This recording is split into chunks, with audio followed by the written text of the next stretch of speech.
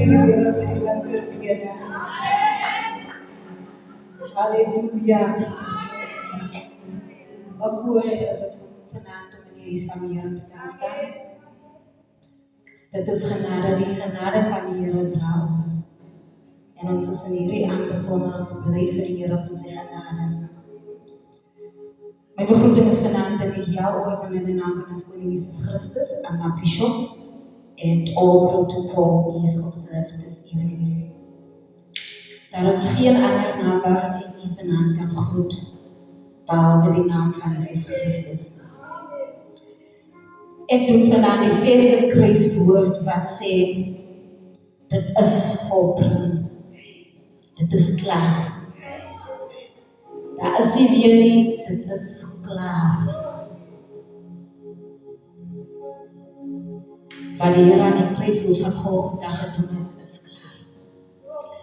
Nou die woord wat vertaal word vir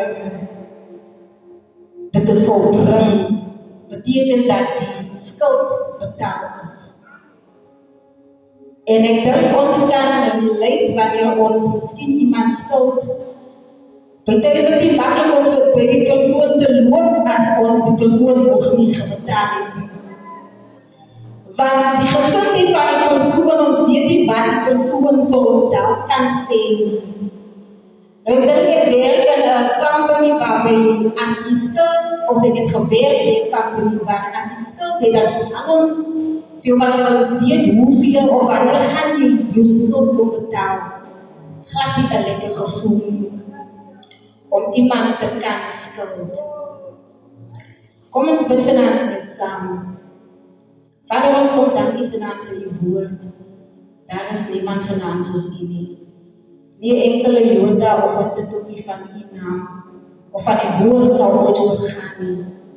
Ons kom kyk om eer u vanaand, Here, want ons weet dat u geweldig is, Here.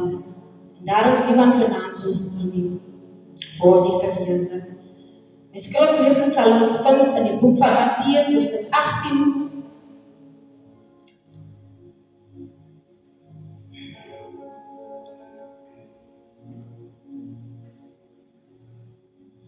Vers 23.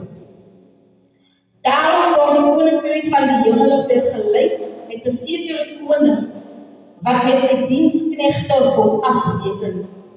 En toe hy begin afreken, word daar een na hom gebring wat 10.000 talente skuldig was. En omdat hy nie kon betaal nie, gee sy Heer bevel dat hy verkoop word en sy vrou en sy kinders en alles wat hy het en dat betaal moet word. Toe val die diensknegt neer en buig hom voor hom en sê, Heer, wees lankmoedig met my en ek sal u alles betaal. En die Heer van daardie diensknegt het innig jammer vir hom gevoel en hom losgelaat en hom die skuld kwyt geskeld. Maar toe daardie diensknegt uitgaan en een van sy medediensknegte vind wat hom 100 pennings skuldig was, het hy hom aan die keel gegryp en gesê, betaal my wat jy skuld.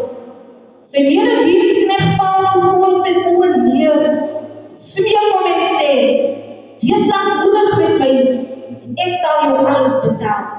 En hy wou nie, maar hy het gegaan en hom in die gevangenis gewerp, totdat hy die skuld sou betaal het. En toe sy diensknegte sien wat gebeur het, was hulle baie bedroef. En hulle het gegaan en aan hulle Heer meegedeel alles wat gebeur het. Daarom roep sy Heer hom en sê vir hom, jou slegte diensknegt, al hierdie skuld het ek jou nooit geskeld, omdat jy my gesmeek het. Moes jy nie jou diensknegt ook barmhartig wees, soos ek ook jou barmhartig gewees het nie. En sy Heer het hom 'n toren oorgegee aan die pynigers, totdat hy sou betaal het alles wat hy hom skuldig was. So sal ook my hemelse Vader aan julle doen, as julle nie elkeen sy broeder van harte sy oortredinge vergewe nie. Nou soos ons weet, was Jesus bekend as die lam van God, wat ons skuld gebetaal het. Nou die boek van Genesis het Abel 'n broer gehad met die naam van Kain. En Kain se hart was nie bly toe Abel se offer vir die Here die aangevangen was nie. En Kain maak sy broer dood. En die Here besoek vir Kain en hy sê, "Praat vir Kain, maar waar is jou broer?" En hy vra, "Ek dan my broer se opsigter en hy dan my brandskieper." En die Here sê vir hom dat jy die bloed van jou broer, dit roep van die aarde af. En die Here gee vir Kain 'n ewige straf omdat hy sy hand aan sy broer gelê het. En Kain sê vir die Here in Genesis dat die skuld vir my is vir my te groot om te dra. Ek sal nie dit wat jy van my bevind het of skuldig gaan bevind het. En die straf wat jy vir my gegee het, dit is te groot die skuld vir my om te dra. En die Here sê vir Kain dat niemand sal die hand aan jou slaan nie. Want as een die hand aan jou slaan, sal dit breek met 7 wat dan doodgemaak sal word. Om skuld te dra is nie 'n lekker gevoel nie, veral as 'n mens skuldig is. En dan in dieselfde boek van Genesis is daar 'n hongersnood en die seun van Abraham genaamd Isak is in die land Gerar. En Isak loop saam met sy vrou, maar Isak is bang dat die manne vir hom dood sal maak, want Sarah was baie mooi van aansien gewees. En toe hulle in die land kom Gerar, toe sê Isak, "Maar die is my suster." En die koning genaamd Abimelech sien toe die dag toe Isak saam met sy vrou daar speel. En hy kan ons waarneem dat die man se suster is nie. En Abimelech nader vir Isak en hy sê, "Jy bring dan oor ons hier so 'n groot skuld oor ons gebring het, as een van die manne besluit het dat hulle gemeenskap met jou vrou sal wou gehad het." Want Abraham, Isak was mos die uitverkorene van die Here gewees. Die groot die skuld wat Abimelech aanskou, besef hy dat as dit had gebeur het, sou die toorn van die Here dan teen hulle geontvlam het as gevolg van dit. In die boek van Exodus, terwyl die Israeliete so ewig onder druk was deur die Farao, en dan hulle word nie weer hulle straf word vermeerder, en die materiaal wat hulle gebruik om bakstene te maak word nie weer aan hulle gegee nie. Maar Farao is nog steeds verhard in sy hart en hy sê, "Ek soek dieselfde aantal stene wat hulle voorheen vir my gegee het." Nadat Moses na Farao toe gegaan het om vir hom te sê, "Die Here sê, jy moet my mense laat gaan." En Farao besluit dat word nie weer vir hom materiaal gegee nie, maar ek soek nog steeds my werk gedoen. Dieselfde manier hoe dit voorheen gewees het. En die opsiener wat hulle kan nie by dit uitkom nie. Die opsiener van die Israeliete gaan na die Farao en hy sê vir die Farao, "Wat die skuld is die onsinne, as ons dan nie dieselfde hoeveelheid stene kan maak nie, want die skuld lê dan by die se volk." Daar was skuld gewees.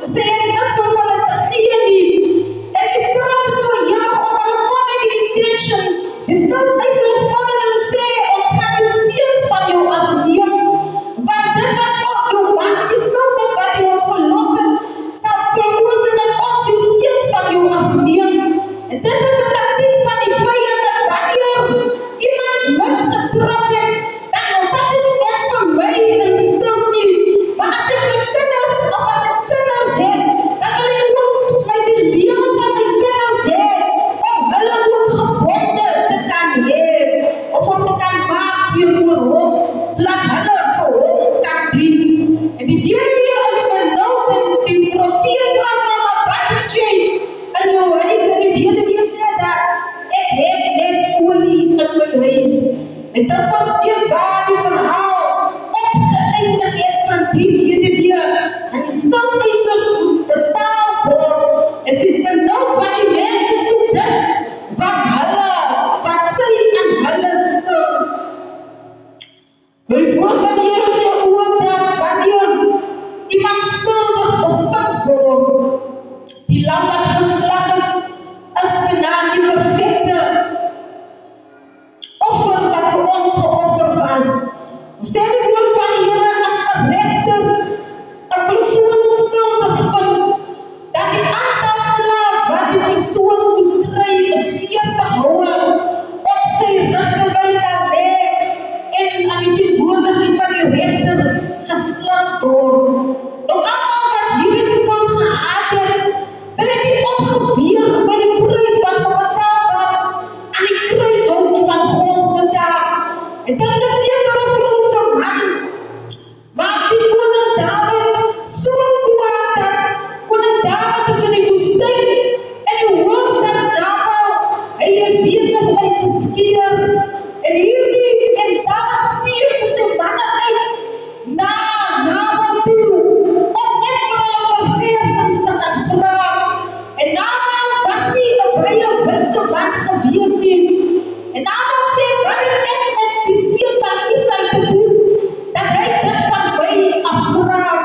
En hy stuur die boodskappers van Dawid weer terug, met die boodskap dat hy hulle niks sal gee nie, want hy skuld van Dawid niks nie. Want terwyl Dawid terwyl hulle in die woestyn was, gekyk het na hulle sodat daar geen persoon of geen rower na hulle toe kon gekom het, om dit wat aan Nabal gebehoort het, om dit te kan toe-eien. En hy stuur die boodskappers van Dawid weer terug, om vir Dawid te sê, hy sal aan hulle gee, maar te gee van dit, wat hy van hom af vereis nie. En sy vrou hoor dit, sy vrou kom dit te kenne, en die girl kom dit te kenne, en sy gaan bereid voor vir Dawid hulle. En toe die boodskappers by Dawid kom, is Dawid baie ontstoken. Ons moet ook in ag neem dat Dawid 'n basvegter was.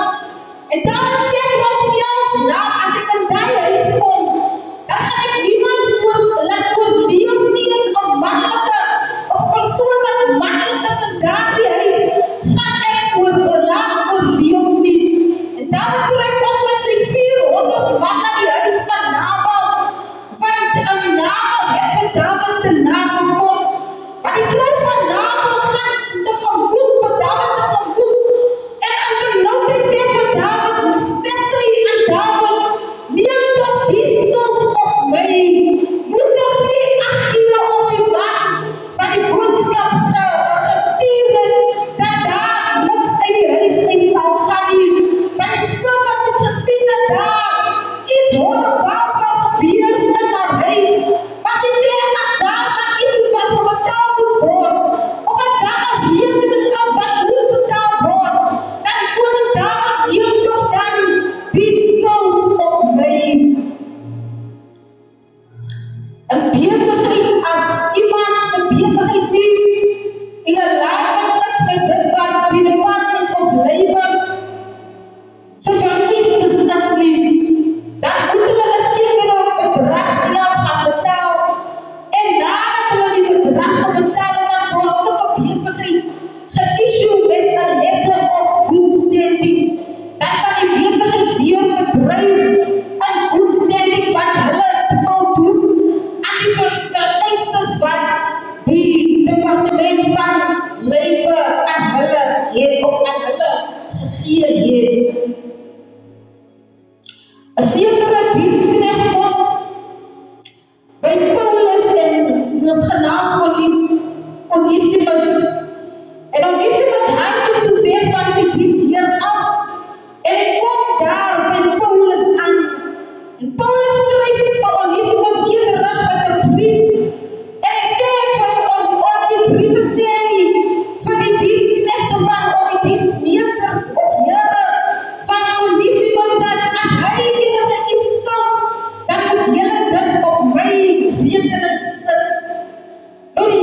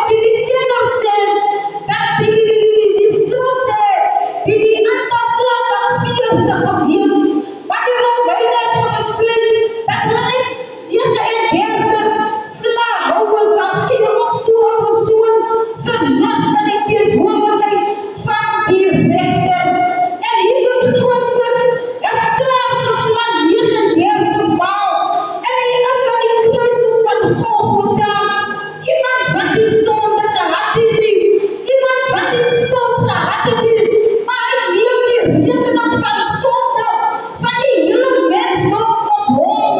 En hy uiter die my woorde voor hierdie boom. En toe hy met die 6de woord kom, sê hy, dat dit volbring is. Maar die kinders sê ook dan, dat die woorde, dit is volbring. Dit is vir die perfect present tense. So as ek op vergifnis vra, of as ek na die Here toe kom, met dit wat ek weet en die skuldenaar is aan, dat is wanneer ek na hom toe kom, in my sondige toestand, dat is die woorde nog steeds dat dit, wat in die kruising van Golgotha gedoen het, volbring is. Die apostel Paulus sê, die wie in Christus is 'n nuwe skepsel, die ou dinge het verbygegaan, en kyk alles maak die Here nuut. Ek weet nie vandaan, as iemand bedroef of was iemand al bedroef van die sonde toestand, soveel so dat die mens kyk na die lewe en die offer van Jesus, en dan besef die mens dat hy het dit dan nie hy het dit dan nie he didn't deserve wat met hom gebeur het nie, maar as gevolg van my sonde het die Here dit gedoen om te sterf vir my sonde. En dit is 'n kwytskelwing wat plaasvind aan die kruising van Golgotha. Die woorde is volbring as die net wanneer daar skuld gebetaal word en ons skuld word afgebetaal nie. Maar dit is volbring. Dit dui ook aan op dit wat die woord van die Here sê aangaande ons en aangaande ons lewens. So al wat staan aan die woord van die Here, as die woord van die Here sê dat ons die kop is en nie die stert nie, dan is dit volbring wat die woord van die Here sê. As die woord van die Here sê dat hy ons die autoriteit gegee het om met slange en skorpioene te trap, en dit sal vir ons niks maak nie, dan is dit volbring. En kan die vyand kan nie kom, nadat die woorde dit is volbring, geuiter was, dan het hy nie enige autoriteit op enige persoon en wie onze bloedlyne is, om beslag te lê op daardie persone nie, want ons wapen is die bloed van die lam, ons currency, en dit was ons rekeninge het, of as ons skuld het, dan is die currency wat ons betaal, en rand value, dan betaal ek my rekening, die ene rekening is 300, die ander ene is 500, die ander ene is 800, en so moet die budget